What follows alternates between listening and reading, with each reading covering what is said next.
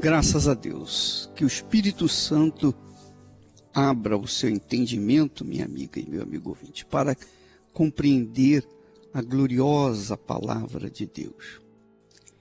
E eu queria que você prestasse atenção nesse texto que nós vamos ler, que certamente vai abrir o seu entendimento, vai desmembrar, fazer com que você tenha uma visão da vontade de Deus para a sua vida. A vontade de Deus para a sua vida. O texto que eu gostaria que você acompanhasse comigo está em Malaquias, capítulo 3. Malaquias, capítulo 3, a partir do versículo 1.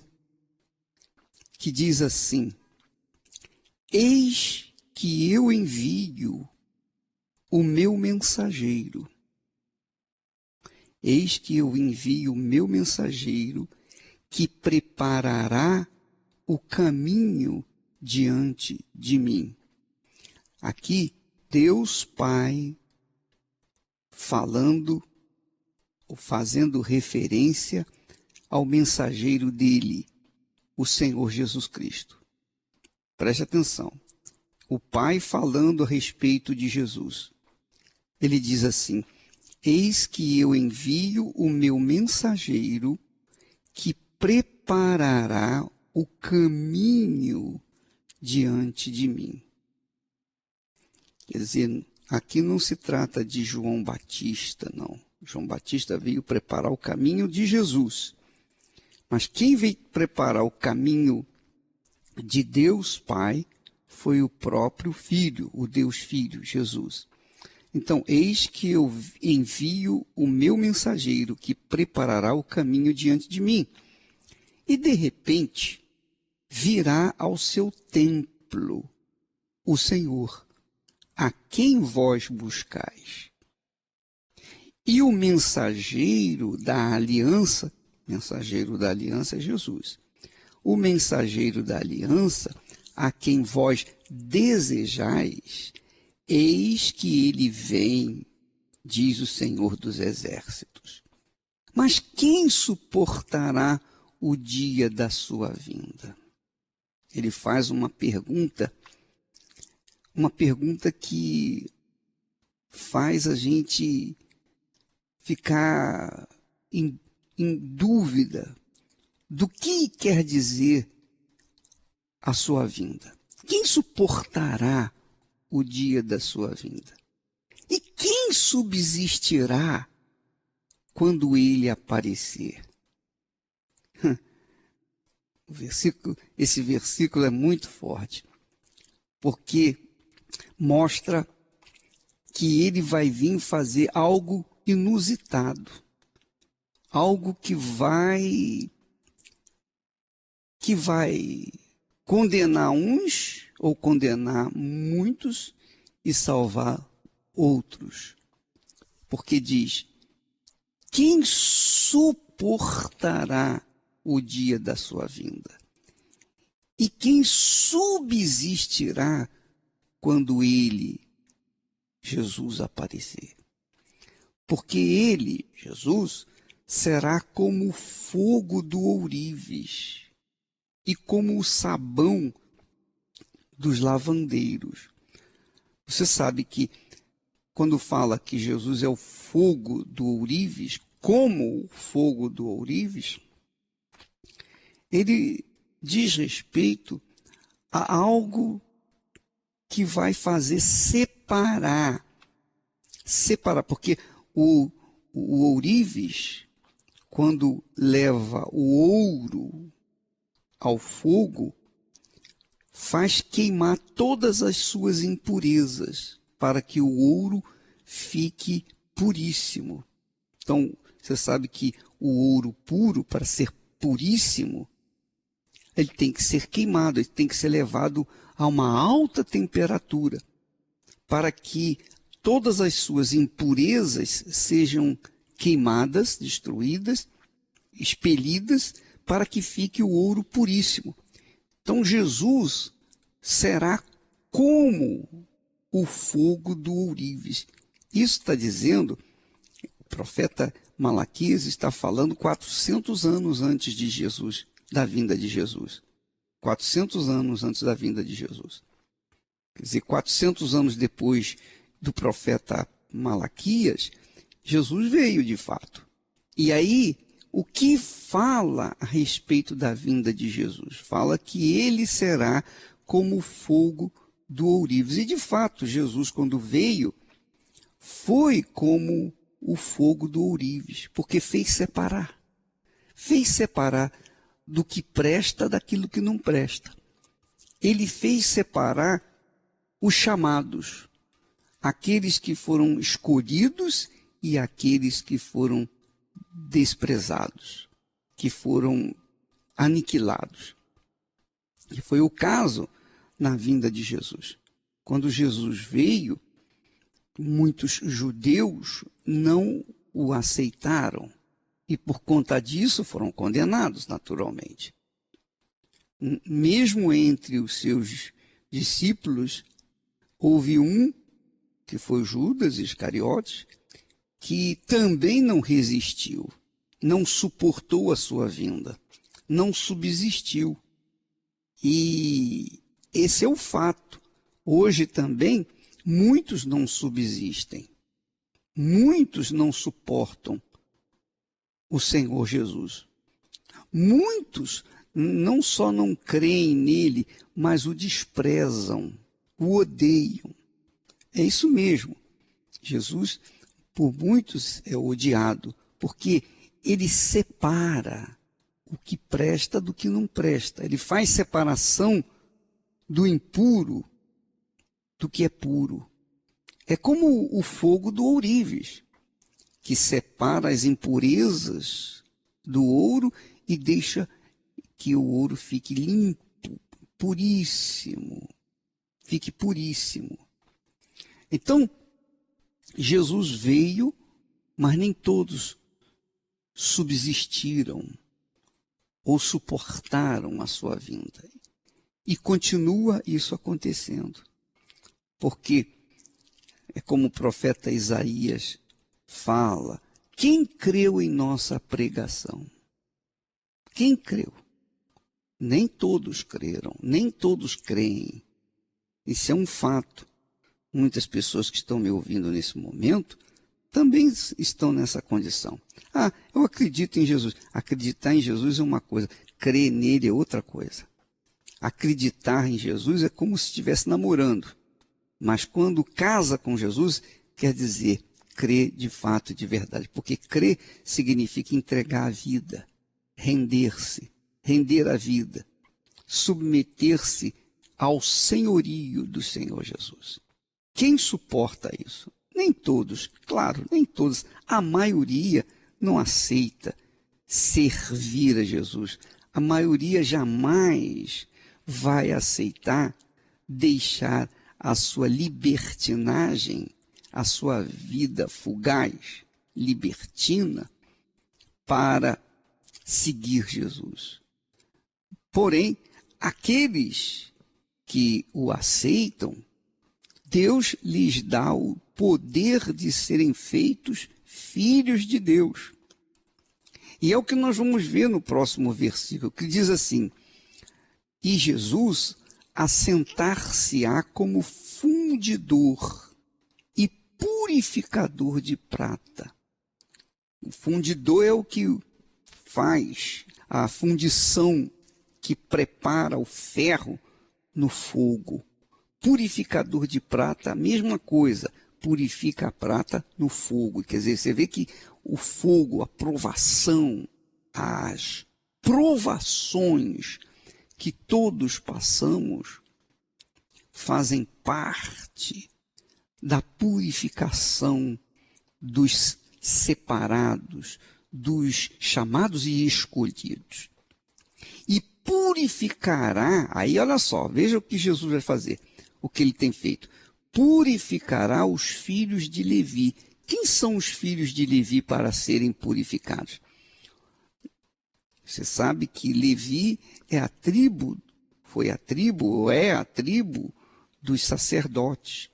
Então Jesus purificará os filhos de Levi, quer dizer, purificará os sacerdotes e os refinará como ouro e como prata. Refinará, quer dizer, purificará. Os fará puros, preparados. Assim como o ouro é preparado na fornalha, também a prata, também os filhos de Deus, os verdadeiros sacerdotes. Nós falamos sobre os sacerdotes há algum tempo atrás. Todos somos sacerdotes.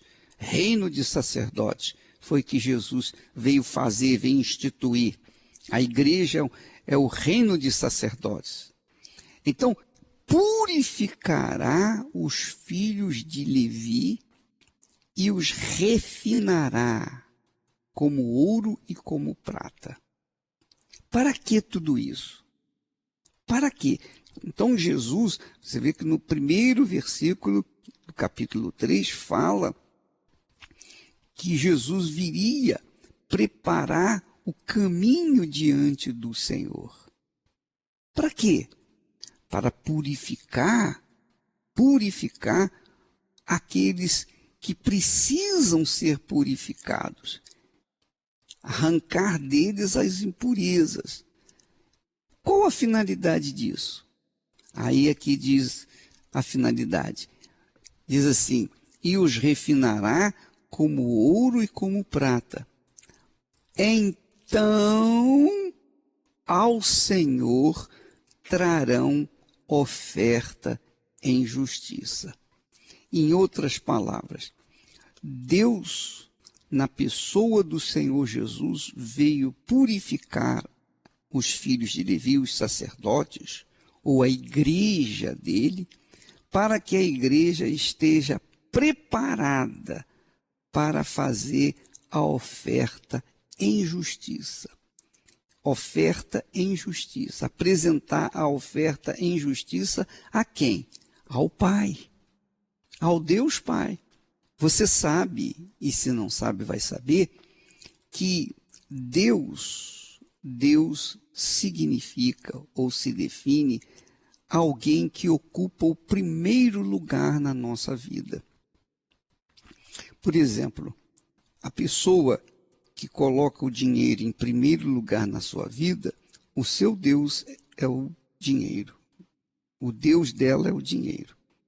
A pessoa que coloca a sua profissão em primeiro lugar na sua vida, o Deus dela é a sua profissão. A pessoa que coloca o seu futuro em primeiro lugar na sua vida, faz do seu futuro o seu Deus. A pessoa que coloca sua filha, seu filho em primeiro lugar na sua vida, faz do seu filho, da sua filha, o seu Deus.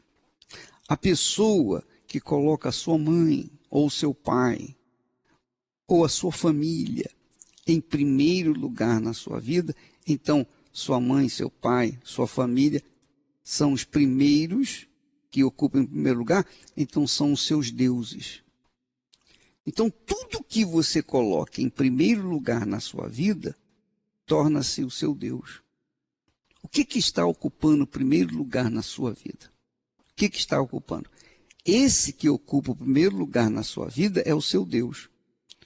Então, quando Jesus veio, ele fez a separação. E é por isso que o profeta faz a pergunta, quem suportará o dia da sua vinda? Porque quando Jesus veio, ele veio fazer a separação. Ele veio separar. Ele veio justamente separar o impuro do puro.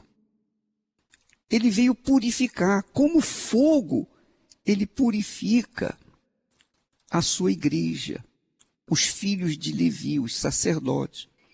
Para quê? Você sabe que os sacerdotes são aqueles que oferecem sacrifícios, ofertas a Deus no altar permanentemente. Então Jesus veio para preparar o caminho diante do Senhor, a fim de que os chamados e escolhidos dele, purificados por ele, venham ser a própria oferta diante de Deus, para que eles venham apresentar suas vidas como oferta viva diante de Deus. Lembra que, minha amiga e meu amigo, quando Deus criou os céus e a terra, depois criou o homem, não havia oferta. A figura da oferta, do altar, do ofertante, a figura da fé, não havia. Nada disso havia. Por quê? Porque não havia barreiras para se chegar até Deus. Não havia pontes para chegar até Deus. Não havia intermediários para chegar até Deus.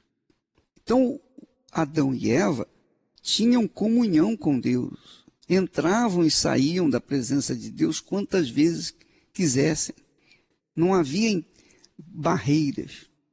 Mas quando eles pecaram, quando Adão e Eva pecou, o que aconteceu? Deus teve que instituir o sacrifício. O sacrifício, ele matou um animal, não foi? Matou um animal, fez do seu couro vestimenta para Adão e Eva, quer dizer, tirou a vida de um animal inocente. Quer dizer, Deus teve que fazer a oferta. Deus mesmo teve que fazer a oferta de sacrifício para perdoar o pecado de Adão e Eva. Então ele instituiu a oferta como um elemento para cobrir o pecado do homem. Para instituir a oferta, ele tinha que instituir também um local sagrado. E o local sagrado era o altar. Altar é um lugar alto onde se faz sacrifícios de ofertas ao Senhor. Então, ele instituiu o altar, ele instituiu a oferta, ele instituiu o ofertante. Ele instituiu o ofertante. E ele mesmo foi o primeiro ofertante.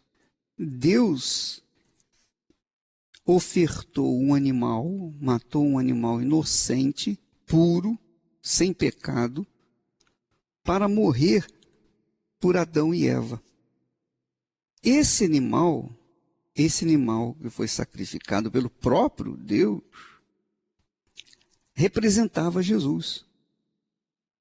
Ele simbolizava Jesus. Como toda a oferta apresentada no altar, todas as ofertas, sejam os dízimos, sejam as ofertas de sacrifícios, sejam os votos, as ofertas espontâneas, sejam as orações, os louvores, as adorações, tudo que nós apresentamos para Deus é oferta. A nossa vida, a nossa conduta, o nosso caráter, tudo isso faz de nós a própria oferta. Nós, então, simbolizamos o próprio Senhor Jesus Cristo. Foi por isso que Jesus veio preparar o caminho diante de Deus, para que ele pudesse purificar como o fogo do ourives, como o fogo do fundidor, o fogo que purifica a prata, para que ele pudesse purificar os chamados e escolhidos. Então, os escolhidos são purificados para, então, apresentarem ao Senhor a justa oferta. Você pode ler isso, Malaquias capítulo 3, versículo 3. Então ao Senhor trarão oferta em justiça. Quer dizer, a oferta tem que ser justa, perfeita. A oferta tem que ser aceitável diante de Deus. Aí diz assim no versículo 4: e a oferta de Judá e de Jerusalém será agradável ao Senhor, como nos dias antigos. Nos dias antigos, a oferta, por exemplo, a própria oferta de Deus foi perfeita, a oferta de Abel foi perfeita, a oferta de Noé foi perfeita, foi aceita, a oferta de Abraão foi aceita. Então você verifica que no passado as ofertas eram feitas em justiças, eram ofertas perfeitas, aceitáveis diante de Deus. Então Jesus veio preparar o caminho diante do Pai para que os que vão se apresentar diante do Pai através de Jesus venham apresentar justa oferta, oferta pura. Porque toda e qualquer oferta que se apresenta a Deus tem que ser perfeita, tem que ser oferta justa. Do contrário, ela não é aceita. Por quê? Porque a oferta justa representa, simboliza o próprio Senhor Jesus Cristo. A oferta de Deus para salvar a humanidade. Quando Deus exige que nós tenhamos conduta de acordo com o seu caráter, que nós apresentemos as nossas primícias, as nossas ofertas, no fundo, Deus não precisa de oferta, não é verdade? Deus não precisa de nada. Nós é que precisamos dele. Mas é que para chegarmos diante dele, nós temos que ser a própria oferta, e oferta justa. Seja purificado da sua lepra. Vai, não peque mais. A tua fé te salvou. Há mais de 2000 anos atrás, o Senhor Jesus disse: e estes sinais seguirão aos que crerem. A sua história começa a mudar a partir de hoje. A senhora está curada. Tem mais nada. E nos dias de hoje, as mesmas palavras ainda se cumprem. Agora não tá doendo nada. Nada, tô baixando, levantando, não tô sentindo nada, Deus. 9 anos com essa enfermidade. 9 anos? 9 anos e agora tô curado, em nome de Jesus. Tava com mal de Parkinson, você tá vendo aí, ó? E porão as mãos sobre os enfermos e sararão. Olha como é que ela estava. Agora mostra aqui como é que tá a mão. Olha aí, que tem muito mais. E em meu nome expulsarão os demônios. Em o nome do Senhor Jesus, Quem crer e for batizado será salvo. E estes sinais seguirão aos que crerem. Cura. Nunca mais tomei remédio. Se você tem enfermidades físicas e espirituais, problemas crônicos e insolúveis, mas acima de tudo você crê na promessa, então estes sinais o seguirão. Não tinha cura. Deus que me curou. Neste domingo, vamos realizar o grande Domingo dos Sinais. E na oportunidade, vamos participar da Santa Ceia, pois o principal sinal do maior milagre é o recebimento do Espírito Santo. Às 6 horas da manhã, venha em jejum, às 9h30, na grande concentração de fé e milagres, com as 7 orações. E ao cair da tarde, às 18 horas, no estudo do Apocalipse, com a oração de transformação para pais e filhos, no Templo de Salomão, ou em uma igreja universal do Reino de Deus. Meu nome é Anderson, eu tenho 36 anos e eu fui um enfermo na fé.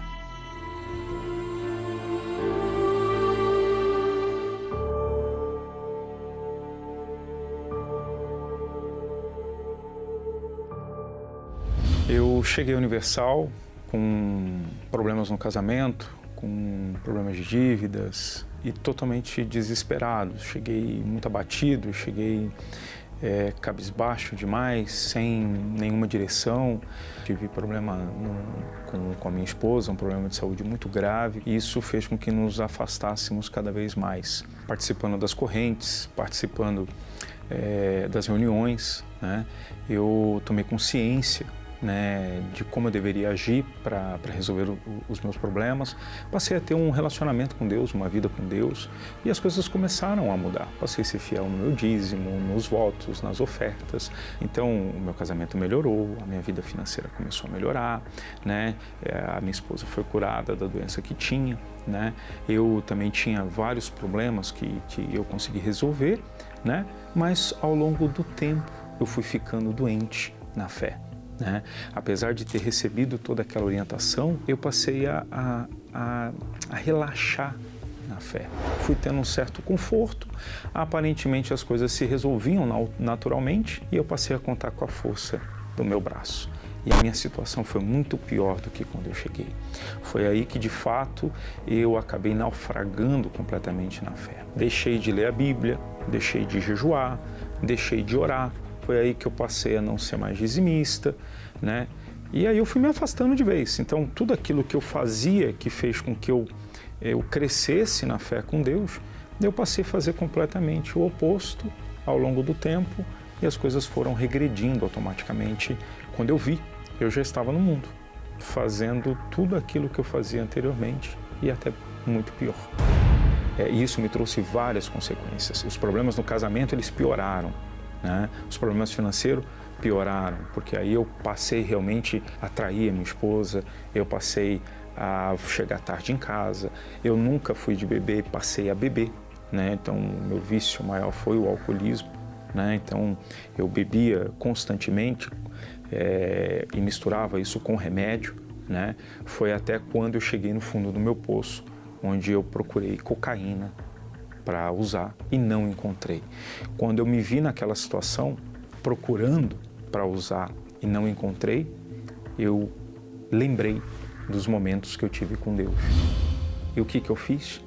Voltei para o pronto-socorro da fé. Então, eu dei aquele passo em direção a Deus e pedi para Ele que Ele me mudasse, que Ele me transformasse. Eu já deixei de ter os hábitos que eu tinha anteriormente, comecei a participar das reuniões, logo em si eu tomei uma decisão de me batizar nas águas. Foi aí que a coisa começou a mudar. Num curto espaço de tempo, passei a ser fiel a Deus no dízimo, nas ofertas, nas minhas correntes. Deixei de ser influenciado pelo mundo a ser influenciado por Deus. E esse tratamento espiritual, ele foi importante, porque aí eu consegui rever os meus objetivos, consegui voltar a conquistar. O meu casamento foi abençoado. Sou diretor de negócios de uma empresa, né? Me sinto amplamente realizado. Não preciso mais do álcool para ser feliz, não preciso mais misturar o álcool com remédio para poder ter uma sensação de prazer, pelo contrário, né? A minha vida passou a ter luz, eu passei a brilhar. Essa vida com Deus gerou essa certeza da salvação, a certeza de que quando eu partir ou Ele voltar, eu estarei com Ele, coisa que eu não tinha lá no início. E hoje eu posso dizer com alegria que eu fui curado da fé.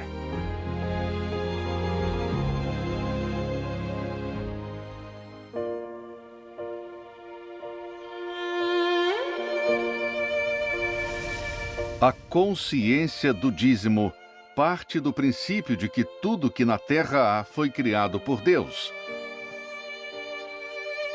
A natureza, os animais, a inteligência do homem, tudo criado com detalhes e perfeição. Todo aquele que ouve e pratica a palavra de Deus colhe os bons frutos da obediência. E os ensinamentos com respeito às primícias, o dízimo, vão muito além de conquistas materiais e financeiras. Devolver as primícias nos ensina a ter relacionamento com Deus. Ser fiel nos dízimos ensina a ter santidade, reverência e temor para com o Criador. E o principal, ter comunhão com o Espírito Santo.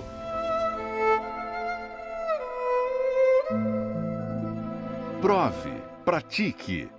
Fundamente a sua vida na obediência da palavra de Deus e passe a colher os frutos de ser um dizimista. Eu me chamo Karina, tenho 34 anos e eu já fui muito enferma na fé.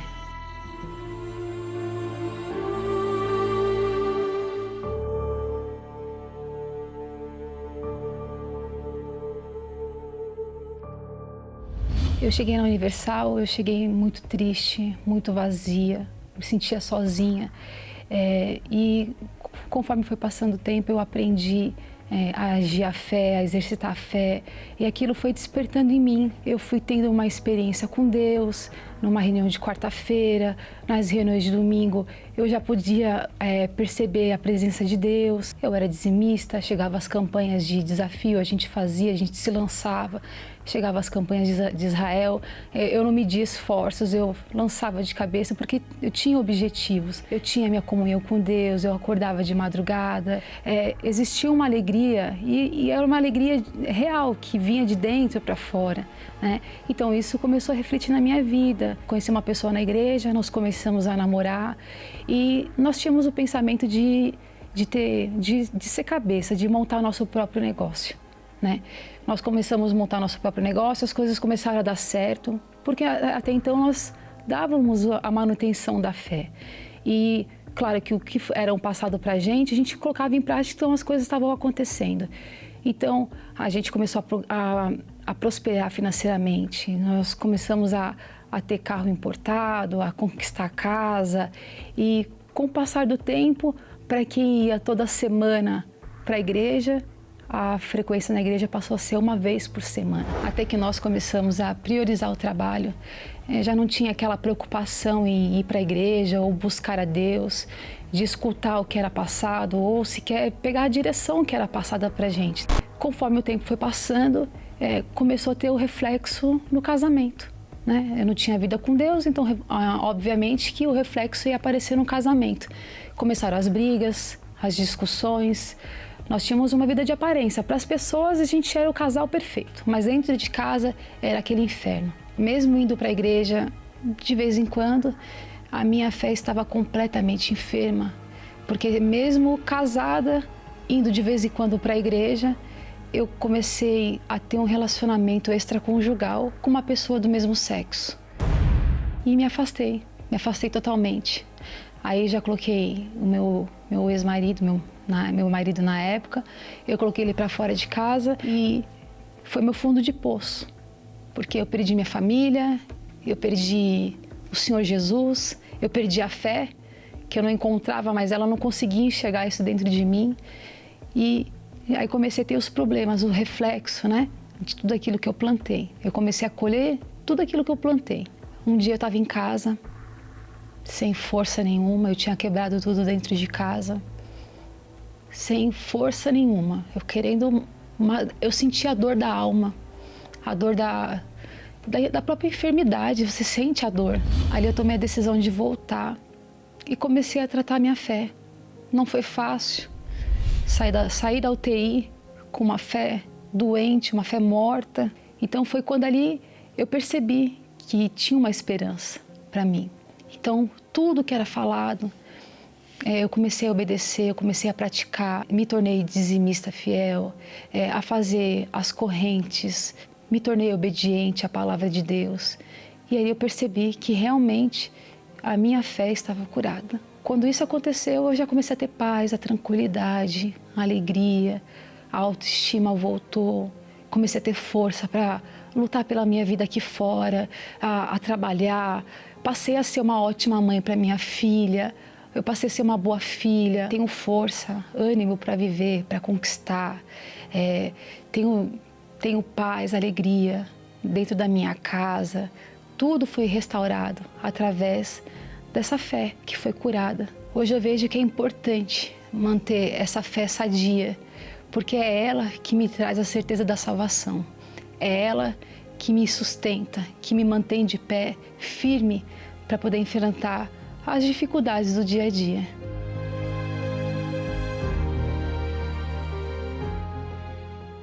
O Deus Altíssimo enviou o Senhor Jesus não para condenar o mundo, mas para dar a oportunidade ao ser humano de ter o céu como destino final.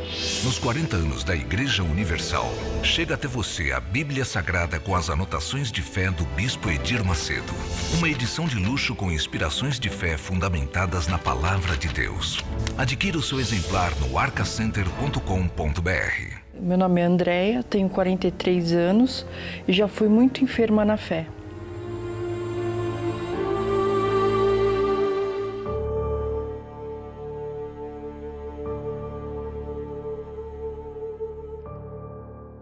Quando eu cheguei na igreja, eu cheguei na cadeira de rodas, porque eu havia sofrido um acidente. Eu cheguei muito triste, achando que eu não ia poder mais andar, com o meu interior assim destruído mesmo. Quando eu cheguei na Universal, eu comecei a manifestar a fé, participei das correntes de cura, então fui curada e assim podendo já me locomover, participava das reuniões de quarta, de domingo, e ali a minha fé ia sendo fortalecida e fui conquistando a libertação não só minha, mas da minha família também. E conforme a minha vida espiritual foi transformada, as outras áreas da minha vida também, consequentemente, também foram transformadas. Até que eu comecei a focar na minha vida sentimental e esqueci minha vida espiritual. E conheci uma pessoa. E ele começou a falar coisas para mim que abriu meus olhos para o lado mal das coisas. E eu fui aceitando. Já naquele momento eu não conseguia ouvir a voz de Deus, porque eu já estava caída na fé. Eu ouvia as reuniões, mas eu não praticava. Aí já comecei a faltar nas reuniões de quarta, eu ia mais nas reuniões de domingo, eu não participava de manhã. Eu falava assim, eu vou à noite, já que eu tô cansada mesmo, Deus entende. Eu já não sacrificava mais. Comecei a ter preguiça de zelar pela minha vida espiritual. Então eu achava que se eu fosse à igreja somente, eu não precisava mais orar fora da igreja, ter uma comunhão com Deus. Eu comecei a ser infiel no dízimo, não tinha mais respeito com as coisas de Deus. Então, com essa infidelidade, foi minha queda. A minha fé ficou enferma e eu me afastei completamente da presença de Deus e da igreja. Aí essa minha queda, esse meu afastamento foi desastroso. Meu pai, 1 ano depois que eu me afastei, ele adoeceu com câncer, faleceu. Logo em seguida, minha mãe também adoeceu com tuberculose. Nós tivemos que morar de favor na casa de parentes, morando com rato, passando fome muitas vezes. Eu trabalhava com um salário muito abaixo daquilo que eu esperava. Fiquei com uma depressão, com uma tristeza muito profunda. Até que um dia eu estava deprimida em casa e eu recebi um convite para vir numa reunião, né? E eu aceitei o convite. Foi a melhor coisa que eu fiz. Foi ter aceitado esse convite. Eu decidi que eu ia obedecer, eu decidi que eu ia praticar, comecei a praticar a fé, a cuidar da minha fé, voltei a ser dizimista fiel. Isso, quando eu voltei a ser dizimista fiel, foi como se eu falasse para Jesus assim: Deus, agora o Senhor é primeiro lugar na minha vida. E aí eu fui cuidando da minha vida espiritual, vinha às quarta-feiras, não faltava uma quarta-feira, domingo de manhã, comecei a sacrificar, a participar dos propósitos, até que a minha fé foi completamente curada. Então hoje eu tenho paz, eu tenho alegria, eu tenho forças. Meus clientes veem que a empresa é uma empresa idônea, consequentemente a empresa tem crescido, eu tenho agido a minha fé. Hoje a minha fé, ela trouxe benefícios porque hoje ela está sadia. E essa fé é a que me trouxe a certeza da salvação, e isso não tem preço.